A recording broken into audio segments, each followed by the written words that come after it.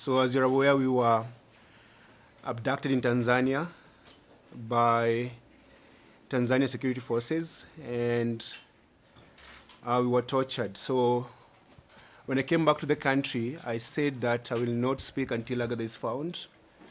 And Agather was found, and we're happy that she's back and alive, and she's here. And I said we'll share what happened to us. So when you were, I went to Tanzania on July 18th.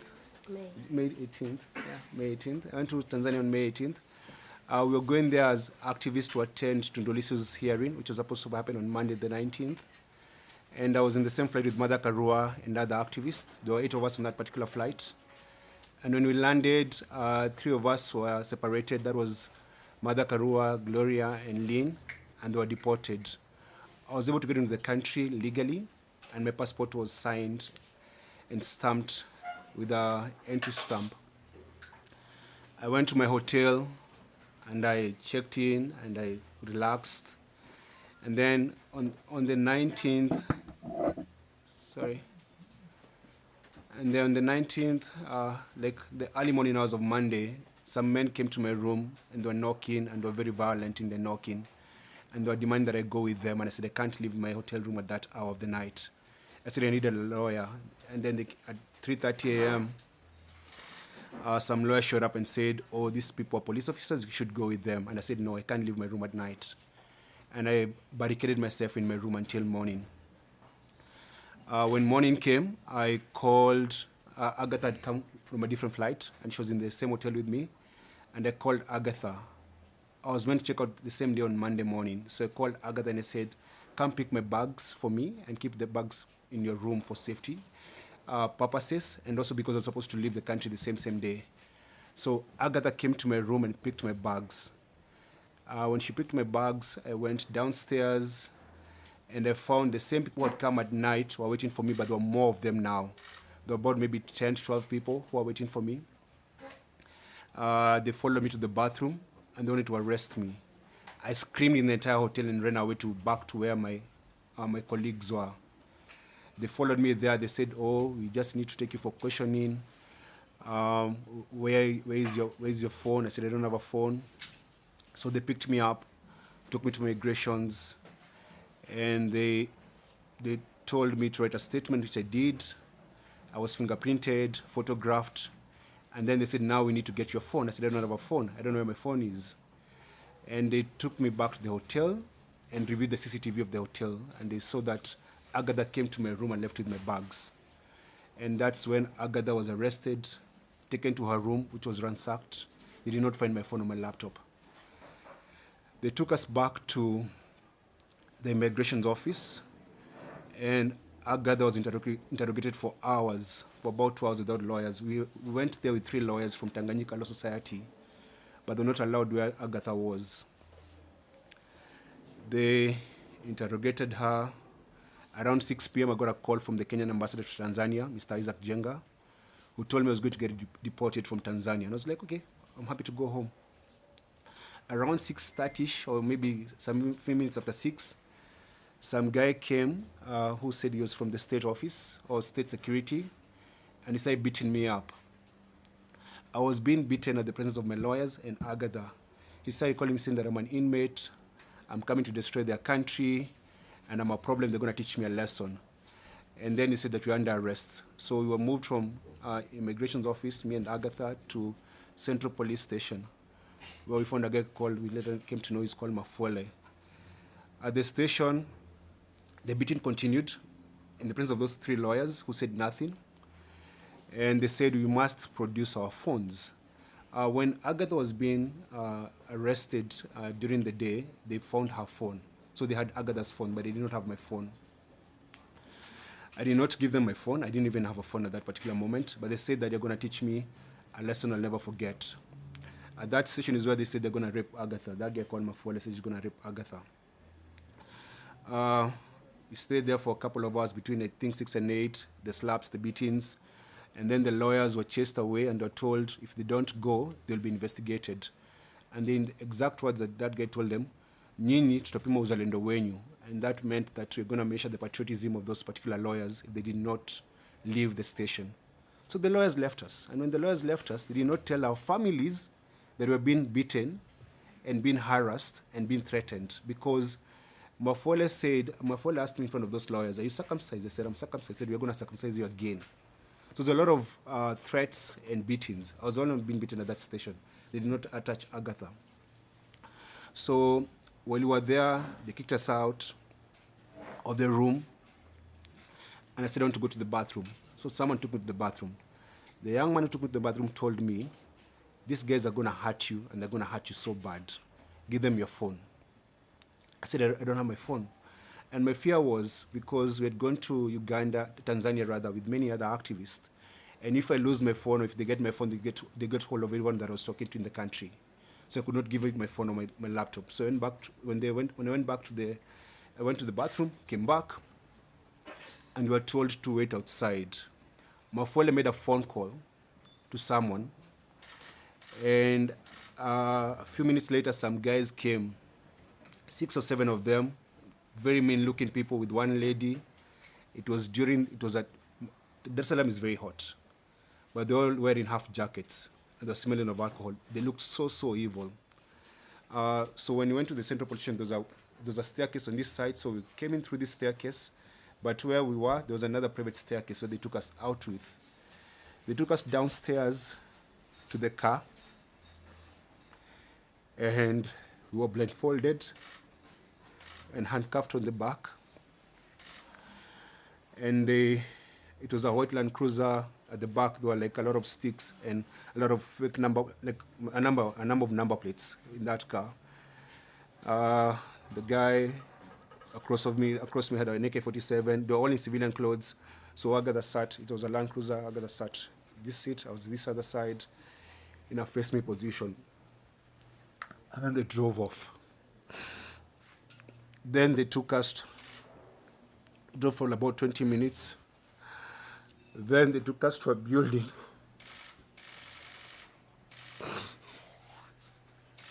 To this place where they went to torture us. When you go there, they told me to get off the car. I came out, and then they banged the door on my face. I had a mark here, I don't know if it's still there. I don't know what they were waiting for. I think they were putting some things ready. They got me out. I was still handcuffed and blindfolded, and they told me to strip naked. And I stripped naked. When I stripped naked, they removed my handcuffs,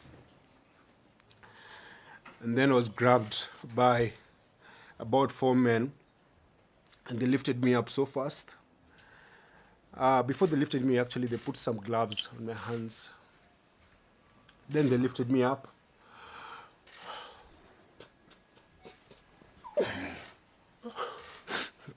They lifted me up and tied me upside down. There's a photo I saw online about what they did to us. It's in my bag. You can distribute when I'm done talking. So we were put on upside position where my legs were up like this. My body's up. I'm stuck naked. And then they started beating my feet. So they would beat me and massage my feet. Beat me and massage my feet. I was screaming so hard, I couldn't even, there was no tears coming out because of how painful it was. And one of them said, put his hand in his mouth. So they put my hand in my mouth. Then they would tell me, stop screaming. The kids are sleeping. And then to drown my screams, they opened the car because I could hear them. They were playing gospel music in the background. They beat me. Then they removed the underwear from my mouth, and they started questioning me, asking my name, where are you from, why are you here, who sent you, why are you coming to destabilize our country? And then they said, weka moto. So some guy put lubricant in my rectum, in my anus, and then started inserting objects. They insert objects and pull it out.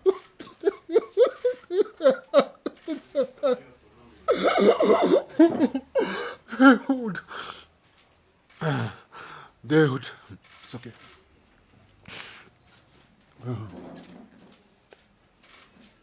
they would put objects in my anus and then say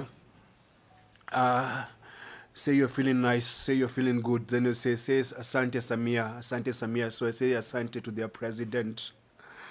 Then they'll push hard and then pull it out again. They did that. Say I started bleeding. And they dropped me. Then I'm still blindfolded. They took me to a wall and then told me to face the wall and then squat. Then a man came and was putting his fingers in my anus and then saying that, say you're feeling nice, say you're feeling good, say Asante Samia. Then they would do that. And then they would do that.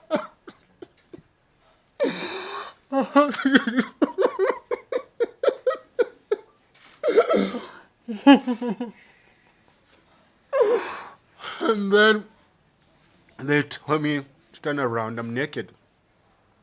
So all this time they're telling me they're recording everything they're doing to us, or rather they're doing to me. So they're recording this. They're teaching me a lesson. So I'm stuck naked. They turn me around, say your name, your wife's name, your kid's name, where do you live, where do they go to school. I'm naked. And they removed the blindfold and said, now, so when I'm answering these questions, when I turn around,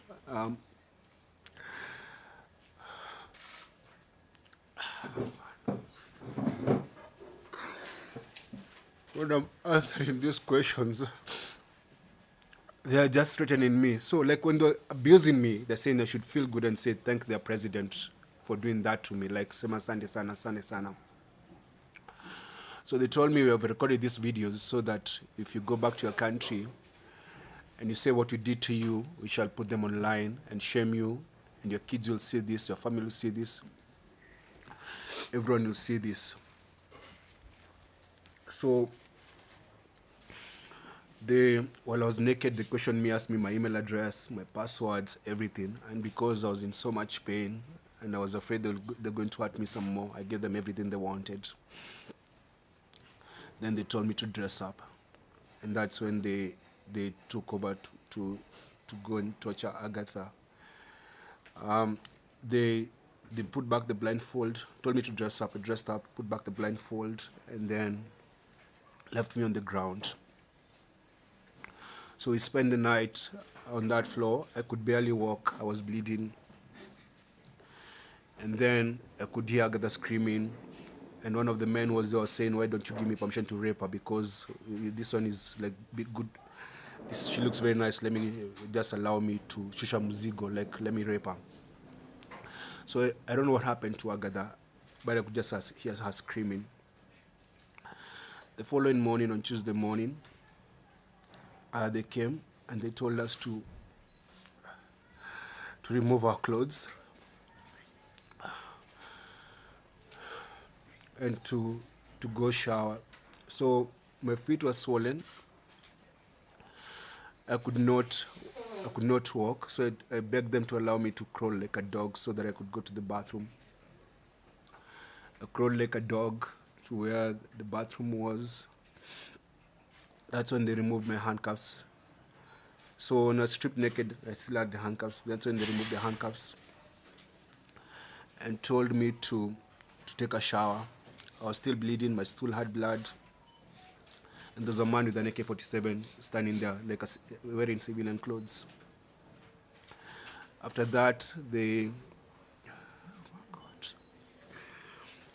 gave me fresh change of clothes. They were just insulting me, and took me to another white Land Cruiser, still blindfolded, and they took me away. And that's the last time I saw Agatha until now, when she came to Kenya. So that was on Tuesday morning. And then we drove and we drove and we drove and we drove for hours and hours until it got dark. I told them I wanted to use the bathroom. They said you can't leave the car. So they gave me a bottle to pee. I was still blindfolded and handcuffed. Then eventually at night, I don't know where we ended up to, they took me to a room where they left me there. And they gave me like a soda and a loaf of bread. That was on Tuesday night. So I slept there. I could hear, it was like a coastal place because I could hear the call for prayers, and there was like a warmth and a lot of mosquitoes. Spend the night there. They'll just come, insult me or kick me and go. Come, insult me, kick me and go. And then on Wednesday morning, they gave me they gave me a cup of tea and an andazi. Then that Wednesday during the afternoon, their tone changed. They said, now we're going to let you go, but we're going to let you go with a very onyokali, which means like a stern warning, that if you leave this country, you should never come back or we'll kill you. If you go to your country and say what we did to you, we'll find you and we'll kill you. And you should never come back. So they said, do you want to eat? I said, I don't want food. I didn't have an appetite. The other thing is that because every time I wanted to go to the bathroom, they'd actually go there and stand by me like they're inspecting my stool. So I didn't have any privacy. And the only time the handcuff came up is when I went to the bathroom. But the blindfold never came out. So that afternoon, they gave me a painkiller. Then on Wednesday evening, they told me, now you have to learn how to walk, because I could barely walk. So they told me to remove. I was wearing open shoes. Remove open shoes, took me outside. 4 officers surrounded me. They're all in civilian clothes. They stood there, removed the blindfold, said, now you have to walk, and make sure you try and step your feet on the ground. Step your feet. Said, we're going to let you go, but don't ever come back in this country. So they taught me how to try and walk. They made me walk for like half an hour. I said, that's enough. And then the following morning, on Thursday morning, they woke me up so early, maybe around 4:35 a.m. They put my things in the car, put me in the car, and then drove for like an hour, stopped briefly, and then when they stopped briefly, they spoke outside, then drove again, then stopped again, then told me, you're going to drop whatever you're going to drop. You don't open your eyes, don't turn back, don't look at us until you leave. So they told me, lala chini. They kicked me out, slept there on the floor, on the side of the road. And then when I opened my eyes, there was a boda boda guy waiting for me. I think they'd already done a deal with the boda boda guy. That boda boda guy drove me to the border, which I learned was the Horo border, the Tanzania-Kenya border. When they released me, they gave me 20,000 Tanzanian shillings and 400 Kenya shillings. They said, that's your transport. And so at the border, I got someone who helped me push my bag, and I gave them the money, the 20,000 Tanzanian shillings. And then he helped me cross over. Then I used the money to take a border and call my wife. When we went to Tanzania, we went there as friends of Tundu Lissu and friends of Tanzanians. I'm an East African, I have an East African passport, and I'm allowed to travel freely within the region, because that's the deal we are. Like we're a regional bloc. I did not go to that country legally, and I did not commit a crime. And that's why they did not take me to any court. So I was able to come back to this country. But when I came back, and when I go to the airport here in Nairobi, I asked the Ministry of Foreign Affairs, and which is the same thing that I'm asking today. I said I was going to the hospital, and I wanted my medical report to be public of what they did to us. And I'm going to share the medical report today, and it's going to be circulated. Because I'd like the world to know of the very heinous things they did to us, to break us. And they did that to silence us and to put fear on us. And it's something that we learned, that most Tanzanian activists go through similar things. They arrest you, and they take you through sexual torture and tell you if you speak, you're going to humiliate you to your family and all that. And it's what they did to us is, it breaks me. I'm not the same, but I know I'm going to heal. And I wanted to share this because we have decided we should not be silenced. And we should let the world know what happened to us. Yeah, so my government let me down. My government sided with Suluhu's government and said we're interfering with Tanzanian politics. We were not interfering in Tanzanian politics. We went there as visitors, and we did not hide the reasons for our visit. I've been to Tanzania before to to visit another political prisoner, Freeman Mbowe, who was Chadema's leader before Tundu Lissu. I was in Uganda when Bobi Wine was under house arrest. I went to Uganda when Stella Nyanzi was in jail, visited her in jail. I've done that in many other African countries because I'm an African. And I belong to this continent, and Africa is home. So that's why we're here. So we're here to share our story and to say that our bodies might be broken, but our spirits are strong. Forgive my tears. It's just that, man, my heart is... I'm not good, man.